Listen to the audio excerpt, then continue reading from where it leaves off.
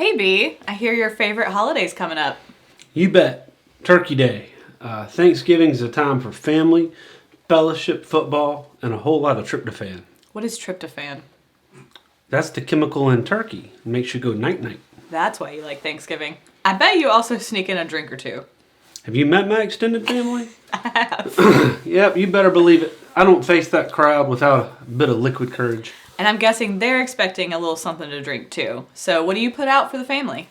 You know, that's a tricky one. You want them to enjoy a good drink, but let's be real. Most people are impressed with the label, and they just want something special. Okay, I need you to explain. Well, every year without fail, they come in, spot the stash, and says, "Baby, where's the Eagle Rare? Got any Blantons hiding back there? Where's the Stag?" Honestly, for most of them, I could pour Old Crow in a Buffalo Trace bottle, and they think they'd hit the jackpot. Well, this year half of the stash is mine, so you're going to have to tell them to give me a call before they get into the Colonel Taylor and the Blantons. But I think what you're saying is that they're more impressed with the label than the bourbon that's inside of it. Well, don't get me wrong. I love Eagle Rare, and I respect Sazerac's allocation game. But for the casual, once-a-year family drinker, not one of your bourbon buddies, not someone who drinks it on the regular, they should just appreciate what we put out. I don't know that that's exactly the spirit of Thanksgiving, B. It's perfectly the spirit of Thanksgiving. Be thankful for what's available. We got plenty of bourbon to go around without tracking bottle drops on Facebook or getting in a text group to find very old Barton. So it's be grateful for what's in front of you and don't pitch a fit. I think if I can read your face, you have a bourbon in mind that will work perfectly for this. Well, I mean, it's Thanksgiving, and we're talking about turkey. Let's talk about wild turkey. Is that the best you could come up with? Heather, this is a free YouTube channel. We don't even get commercials. Fair.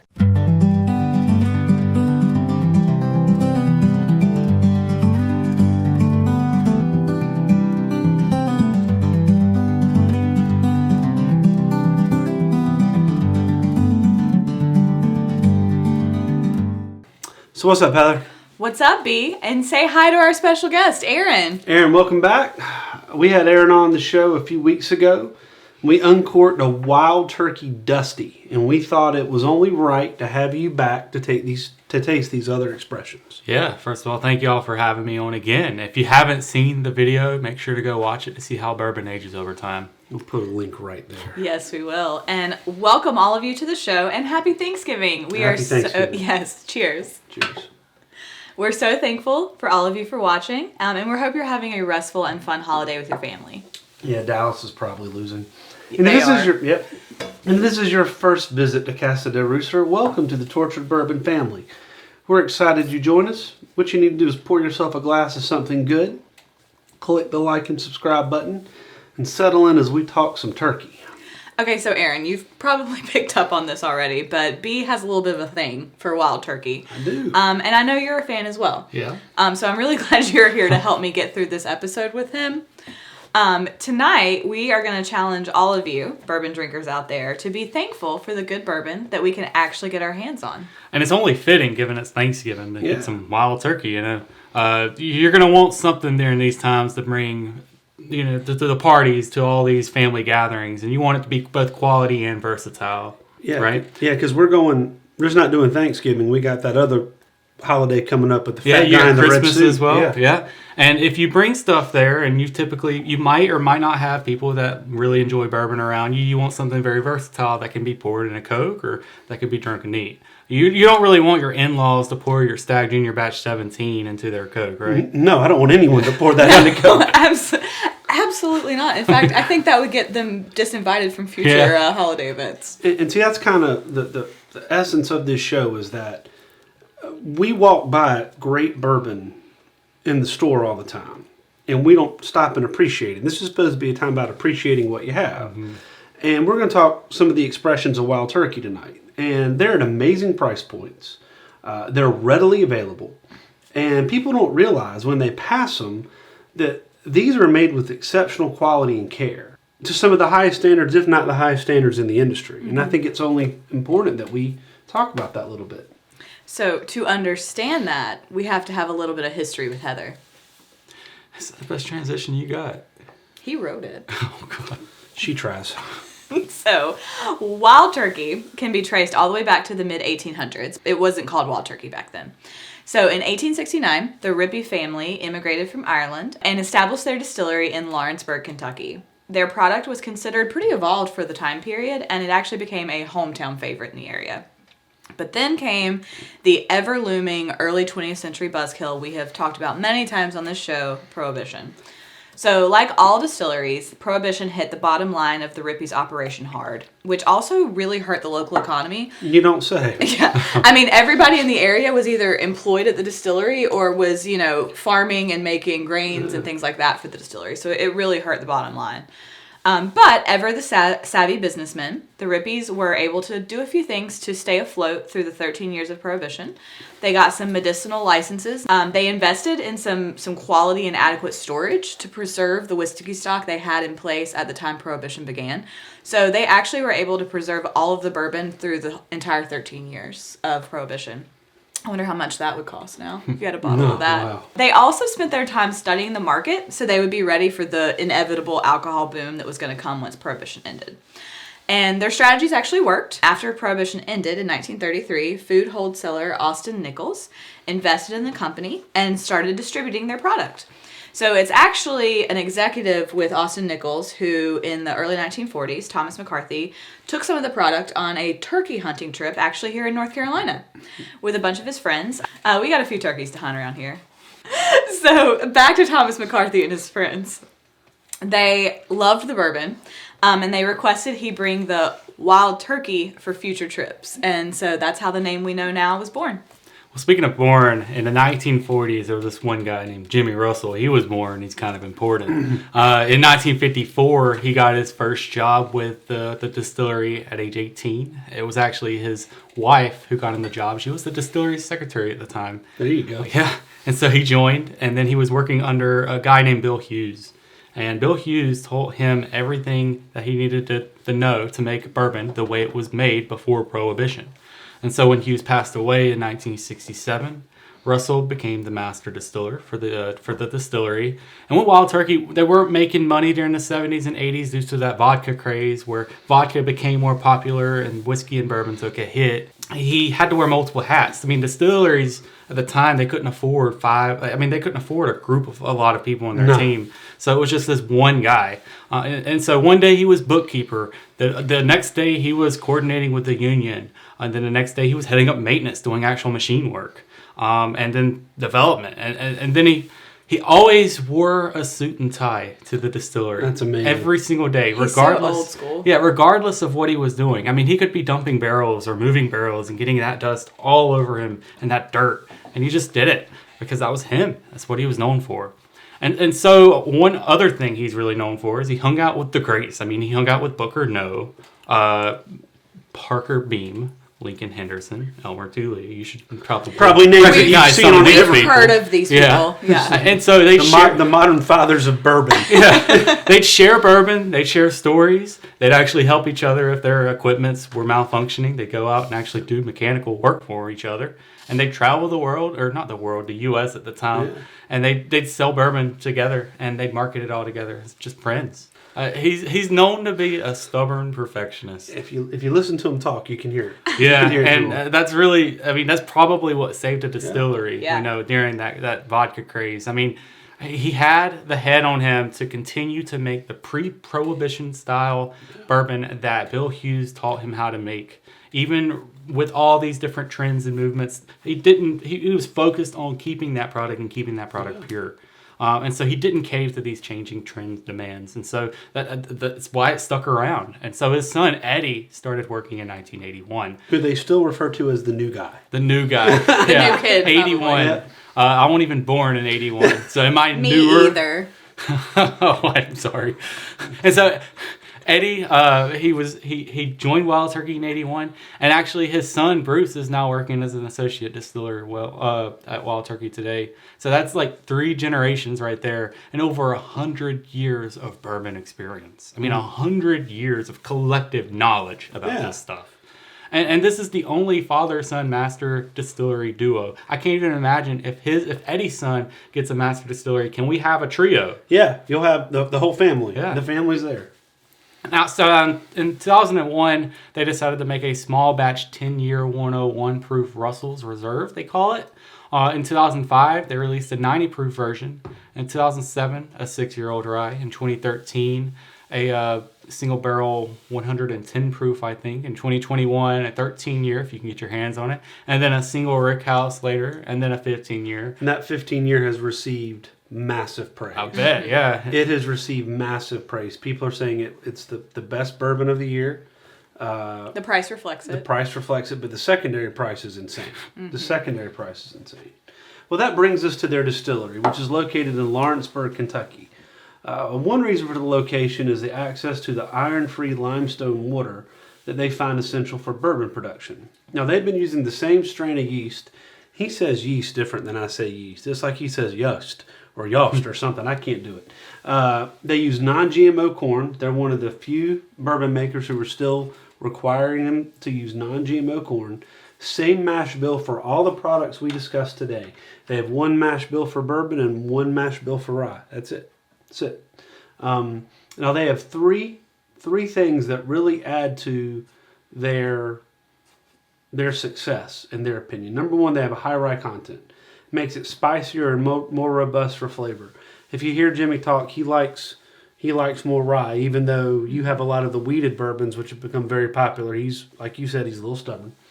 Their barrel aging. They use American white oak barrels, so that's normal. They use a heavy char. It's referred to as alligator char. It gives it that classic smokiness and color. And the other thing they do is they require that their staves, they've been using the same barrel maker for quite a while. And it's my understanding that they require the staves to sit outside for a minimum of 16 months to be quote-unquote seasoned. Some of them they're turning around in 6 to 8 months. Another group which is famous for that is Michter's. They're very specific about their barrels in that way. They do a low barrel entry proof, and this is something that Jimmy and Eddie apparently have had some family talks about. Eddie had talked about it one time when he first came on, that if they could put it in a little bit higher proof, then they could water it down more and get more product. And Jimmy said, no. Absolutely not. So it allows they put it in a lower proof, but that allows better wood sugar absorption. That enhances the sweetness and complexity. And you don't have to add as much water to it to proof it down. So you're getting a quality product. And they typically age their bourbon a little longer than standard. Now, it's well known, and we talked about in our that last episode we had together. Mm-hmm. They did take the age statement off the 101 from 8 years. Mm-hmm. They're still advertising that it is closer to 8 years and sometimes longer than 8 years, but there are some 6 and 7 years that are going in there. But it's still longer than the industry standard. Now, their process and their ingredients have stayed the same for decades. Every batch goes through quality control with Jimmy and Eddie. And to celebrate their 70th, and we reviewed this in our last episode together, is the Wild Turkey 70th. And this was to celebrate his heritage. And this is a blend of his favorite rickhouses and favorite barrels. And we rated this bad boy. I don't even remember. That was good stuff. It was high hush your mouth. Yeah, it was high hush your mouth. We came really close to calling this cock of the walk. It's been reviewed quite a bit on YouTube. And Basically it is extremely universally popular. praised. But amazingly, I have yet to read a bad review of it. The retail's $49.95. $49.95. What's the secondary? The secondary is well over $100. Now, what makes them special, and if you hear them talk, they're both brand ambassadors, as they talk about they didn't have to invent their story. It's real, it's genuine, and their whiskey tradition has been with them since inception. Heck, for Eddie and their son, it's been with them since the womb. One thing to add too, I mean, you see all of these distilleries change hands and ownership over time. Mm-hmm. Wild Turkey, that's changed hands. Right now, the current owner is actually respecting Jimmy. He's like, you know what? You do it the way you want to do it. Yeah, Campari doesn't mess with him. Change. Campari is all good with where he is right now. You look at Suntory, and I think Jim Beam, right? Yep. Mm-hmm. Suntory was trying to change a lot with Jim Beam, and it got a lot of flack for it. Whereas Wild Turkey, leave it alone. Let them do it. Let it cook. Yeah, let it cook. So what we've been drinking is regular Wild Turkey 101. That's in all of our cups fantastic. right here. Yeah. It's aged, like you said, near 8 years. The age statement dropped. Recently reviewed on that channel. By the way, Go look at our video about the Wild Turkey 101 and the Austin Nichols version as well. It's a tried and true that dog will hunt. This one is. So Russell's Reserve 10-year, Kentucky Straight, 10 years old. This is lately getting a lot of praise. It's some good stuff. Priced at $45. Now I'm going to share with you guys that this was on special in the Wake County ABC store for $40 a bottle. It's proofing at 90. Tasting notes, balanced and smooth. Rich caramel and vanilla flavors. This is heavily influenced by Eddie.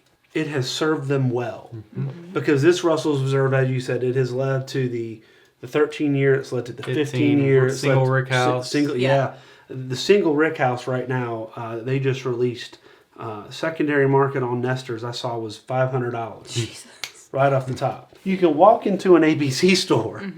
You're going to find this on the shelf for less than $50, and it's a 10-year. We're going to proudly try this right now on the show. It's the front glasses, dudes. Yeah. Cheers, y'all. We'll go through our steps. It's a beautiful amber. There's no cloudiness. Nice legs. I know you like your legs. I do. Oh. I was influenced by ZZ Top at a young age. I'll have to tell you who they are later. All you youngins. So I love the smell. It's got the caramel vanilla. It's got the classic. That's fantastic. There's nothing wrong with that. Oh yeah, caramel. Oh, it's Vanilla. a caramel bomb. It's a caramel bomb. And it's got the vanilla too, though. It does. There is zero burn on this 10-year. Zero. Right, and it's 10-year. Yeah, you can kind of taste the tannins, the little age of it. Yep, you got a little oak on the back end. Yep. We've kind of discovered we really love that 10-year mark. Yeah. We tend to really like stuff that is around that 10-year mark. Eagle Rare is a 10-year. Yep. Now, Eagle Rare's they don't share their mash bill, but It's the same as Buffalo Trace mash bill, right? Yeah, which they also don't share. Yeah, it's their mash bill. Mash bill 1. No, mash bill 1. So I'm not saying that the taste profiles are the same. But in most places in North Carolina, you can't walk in and find Eagle Rare. No, it's allocated. Now, if you do, the price point is perfect. And if they're both sitting next to one another, I'm not arguing that you should. Then you've got a good pick. But the reality is they're not going to be right now. So as opposed to waxing over the fact that you can't find a 10-year Eagle Rare, you can find a 10-year Russell's for $45. Anywhere. It's 90 proof. What's Eagle Rare at? 45%. 90%. Yeah, so it's a 90 proof. Yeah. I think. That sounds Quote right. me on that. Yeah, but there's about close. It's not a high ball. It's not an intense, right? And I'm not arguing that this is $45 a bottle. If your uncle comes over who likes bourbon, if he turns his nose up at that, he can go somewhere else. I mean, it's good stuff. Well, if your aunt who doesn't know bourbon and pours half of it into her Coke, You can live with it. You can live with it. It's less of an impact, and it's still quality on its own as well. Right. And that's a hush your mouth. Absolutely. That's a hush your mouth. It's a hush your mouth you can get every day. People just walk right by it. It's well in demand. People don't really hype it up. I mean, it's easy to get, but it's quality, and you should not walk right by it. You should grab a bottle of it. I think. Well, and that goes back to what we were talking about earlier. Is it quality and product, or is it marketing and hype?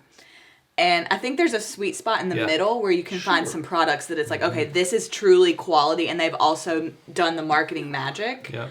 But then there's a lot of stuff like this that it just doesn't have the hype, and it's readily available. This has good mouth.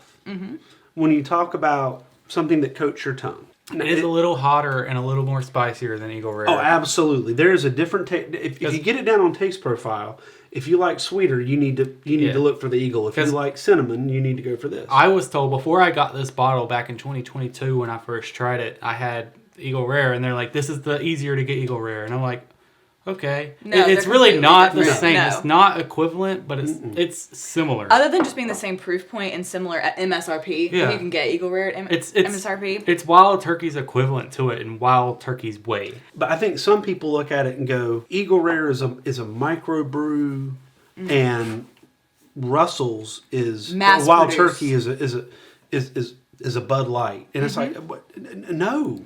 It's a common misconception. That's what the show's about.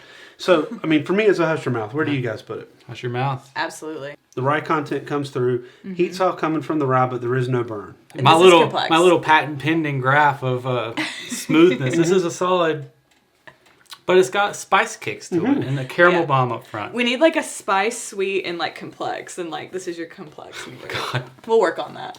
We're going to need some visual diagrams sometime soon. But you can chew this. Yeah. Oh, yeah. You can chew it. Some you chew and it starts to burn. Yeah.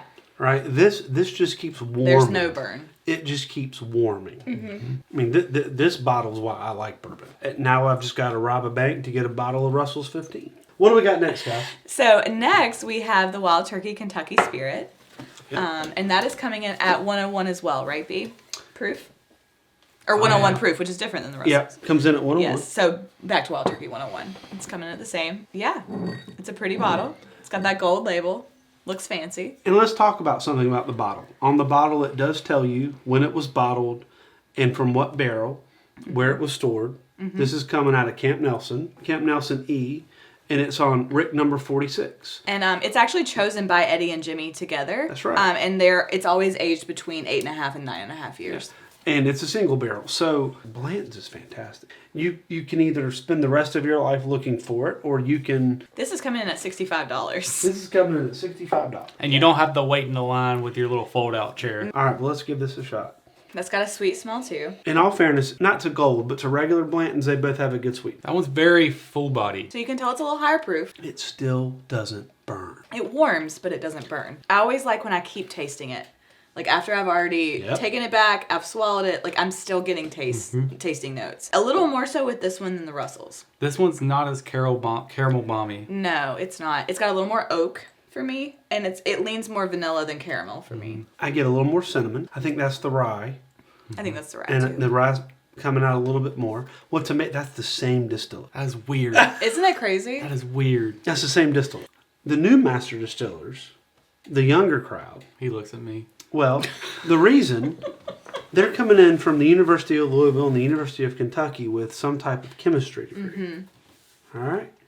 But when they get, and when I say young, I mean compared to Jimmy Russell. Everyone's young compared to Jimmy Russell. I mean, you got Jimmy Russell and you got Dirt, right? So, oh my God. I mean in a good way. Wild Turkey's never sponsoring us. Yeah, but in a good way. I mean, my grandmother's 96, and don't mess with her. So her and Jimmy would have a hell of a conversation. They would. But Jimmy started working for them at 18. All right, he doesn't have a degree in chemistry. No.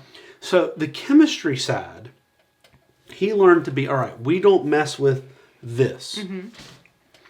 But those younger distillers, when I say younger, these master distillers with the degrees, they're looking to people like Jimmy and Eddie to understand the art of the rickhouse. Absolutely. Well, you know what Eddie's doing with his son?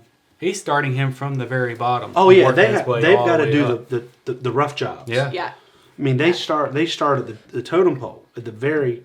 But I think you're right. I think we're seeing that convergence of old school and new school, where the old school is teaching the new school the art, and the new school is teaching the old school the science behind it. But what is so interesting is a lot of the processes that the old school were doing, the science was already there. They just didn't know why. Right. They couldn't quantify in scientific terms. So in terms but it was the process. It's reactions. Yeah. It's, So science is allowing you to do more product, more consistent product, right? More testing of the product, more testing of the product over time, quality control, safety standards, less loss. That's all wonderful, but do not think for a second that can substitute in this type of environment when you're talking about when they're keeping logs of temperature changes, and they know when that barrel way the heck up there, how it's different than this barrel down here. This is proof. Yeah. I mean, well, it goes back to what we talked about in the last episode we did like together. What makes them technically 101, regular Wild Turkey 101 and 70th anniversary should taste the same.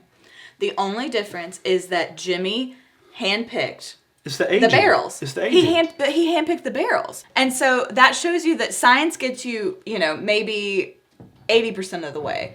But when you have someone like a Jimmy Russell, it's going to make it special. He knows that corner and that side, that roof, that building gets hot, and so therefore it ages it slightly. It's going to be a little bit better and than this this is the one time down here. it takes versus this one. And I'm going to let this one sit for 6 months longer than that one. That's art. What do we rank the Kentucky Spirit, guys? Is it hush your mouth too? Put it in JoCo terms. Oh God. So you have like your regular hunting dogs, but then Yeah. you have like that dog that is your favorite hunting dog. That if you get to pick, like that's the one you're taking every day. So we can have a higher tier of that dog. Are you taking the Russell's 10 or are you taking the Kentucky Spirit? That's a good way to put it. I think, honestly, me and my profile, I'm taking the Russell's 10. There's nothing wrong with that. Yeah. No. So for you, that's your hush your mouth. Yeah. And then the Kentucky Spirit's coming in right behind it. Kentucky Spirit's really good. Yeah. I just prefer the taste profile of the 10. But the Kentucky Spirit's probably coming in over the 101. Yeah, absolutely. Okay. That's how I would tier it too, I think. The Russell's 10 is just that, I don't know, there's something about that flavor combo that is just on point. So now we're hitting up rare breed. So this is the confession time, right? I love rare breed. But I'm guilty as everyone because I've walked by this bottle for 6 months. Mm-hmm. Because I've never tried it. I've never tried it. And Heather and I have had so many conversations where I'm running up to the store to get us a bottle of rare breed. And then I come back with something else. So finally the other day, I just said, I'm going to get it. Yeah. And I went and got Pull the it. trigger. Yeah. And it's a barrel proof bourbon. It comes in at 116.8. I find it interesting. You want to talk about quality control. This is in every ABC store and every liquor store in America. Mm-hmm. And it's at 116.8 and it's barrel proof. There's some quality. That's some quality control, right? Mm-hmm. Because by definition, they ain't adding water to this. And I thought it was interesting too that it's a blend of 6, 8, and 12-year bourbons.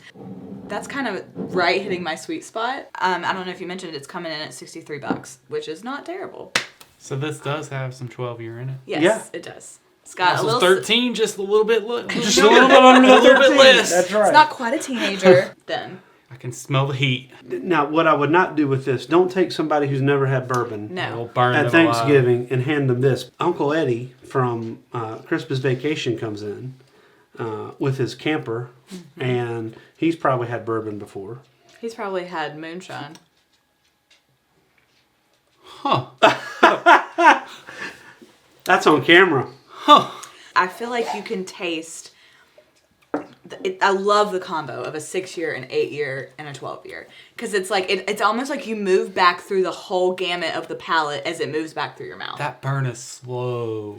Exactly. It just grows Yes. on that tongue. Yes, but Very- it doesn't hurt. No. Like, to me, it's giving me the toasted barrel. What is the Elijah Craig?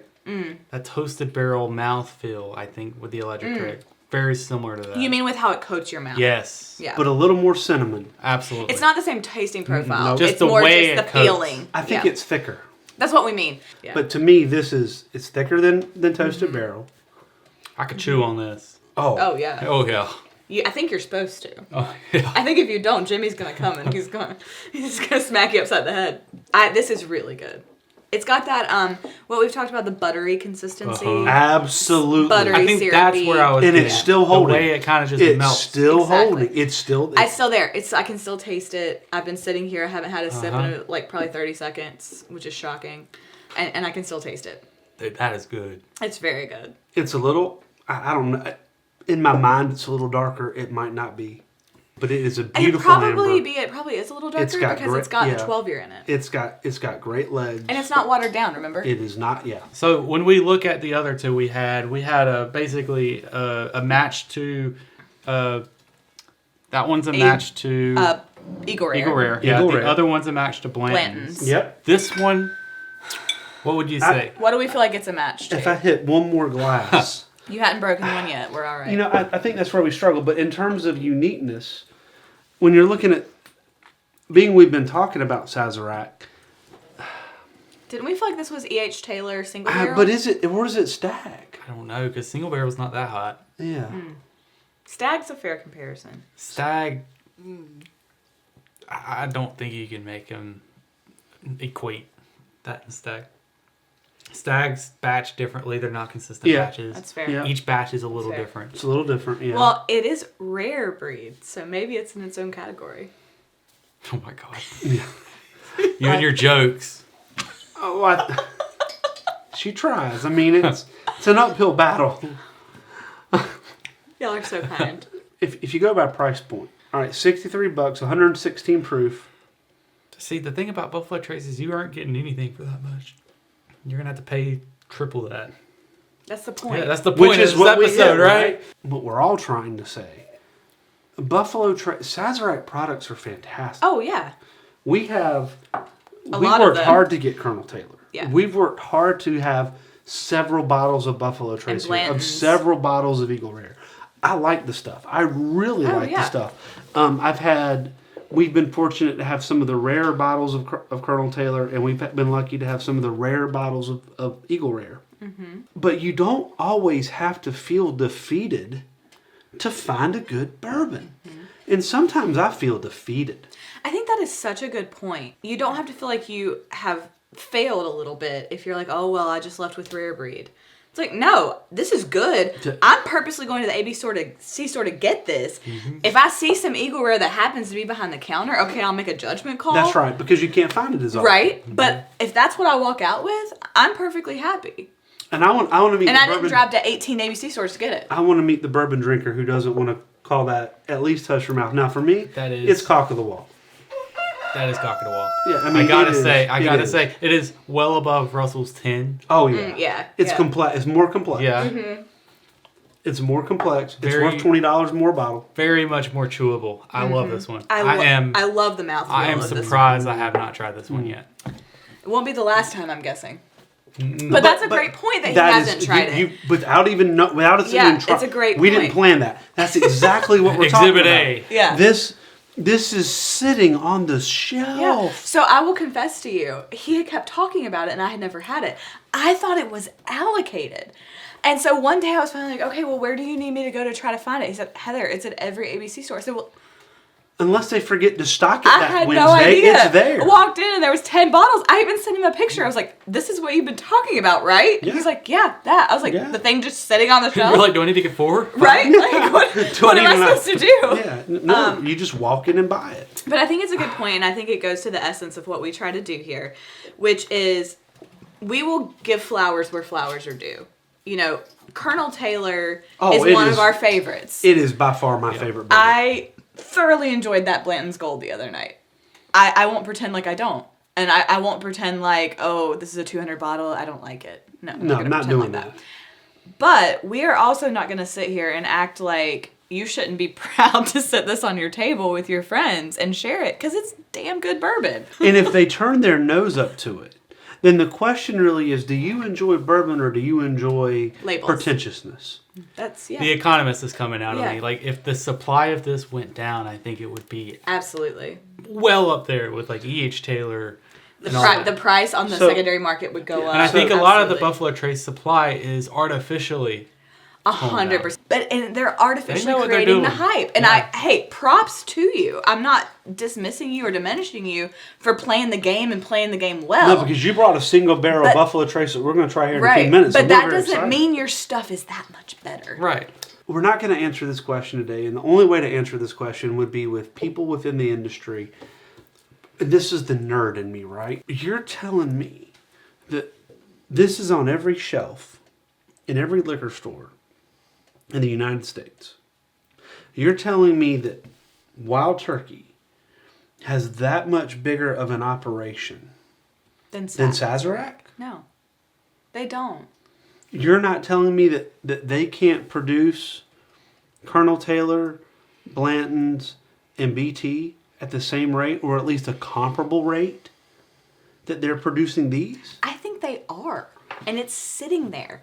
They're purposefully... But what's interesting about that is they're not receiving any higher cash value on that product. No, because they're not making the profits from the secondary market. Absolutely. Well, one interesting thing, I went to the ABC store yesterday, actually, and I saw a whole bunch of Sazerac Rye on the shelf. Mm-hmm. Now, two years ago, Sazerac Rye was right along Buffalo Trace. You couldn't hardly keep it because they put it behind the counter. Mm-hmm. They hype it up like that, and then people go and grab it, and they're like, oh, I got something special. A lot of those people just want to get in and get out with something special. Now, I walked by Sazerac Rye, the whole shelf was full of them, and it wasn't hyped. There's something to the hunt. Bourbon for me is a social creature. Yeah. That's why I don't think bourbon will bust in the same way. It's like you mentioned the vodka craze. So there was a clear liquor craze in the 70s, 80s, and 90s, right along with the heroin chic. Everybody just smoked cigarettes, did heroin, different clear liquor. and drank clear liquor. I don't think bourbon will quite go the way of the vodka craze and the gin craze. I thought you were going to say, I don't think the bourbon would go with that. No. Also that. This just became a Quentin Tarantino film. Ooh, where's my sword? Bourbon, though, like B said and referenced, bourbon has the social aspect that the others don't. Because vodka tastes like vodka tastes like vodka. It's supposed to not taste like anything. Right, exactly. Whereas that is not the case with bourbon. Well, Number one. Number two, there's this rich history that we wind up mentioning in every episode. I mean, we're always referencing back to the 1800s and, people doing this simultaneously with the Civil War. So there's a rich history there that's not quite there with some other products that I think... So I don't think you're ever going to quite see a complete bust. I do think we're seeing the bubble... You're going to see a regression. On that note, though, we wanted to pour some 70th as our cheersing drink for tonight, just to honor Jimmy. And also, honestly, frankly, we all three loved this. So I'm interested to try this now that we've had the Kentucky Spirit and the Rare Breed. We all loved this last time we tasted it. oh yeah. That is... God, that's smooth. We tried hard not to rate it. I Cock could of the sit wall. and drink that Yep. all day. That's a Thanksgiving while you're cooking bourbon. Yes. Get that The rare turkey out. rare breed is after, because I think B and I are both the main cooks in the family, and this is what you sip while you're cooking. The rare breed is what you have after you finally finished up, everybody has eaten, and you're finally sitting down and you're taking a breath. I'm not sharing that with too many folks. No, Only so many bottles. If you put that out during your family Thanksgiving, I'm coming for you. They're watching this. We're going to have to edit this a little bit. I love all of you, but you're not drinking that. Tonight we have learned that we respect the game of the allocation, and there's some stuff out there that is worth chasing. Mm-hmm. They're only going to make so many bottles or something. We got that. Mm-hmm. But if you want to walk in a store and drink good bourbon, you need to learn a little bit about the bourbon and what you're drinking. Absolutely. And give Wild Turkey a try. Give that Rare Breed a try. Yeah. All right. Cheers to that, friends. Cheers to that. Cheers. Cheers, y'all. Cheers, y'all.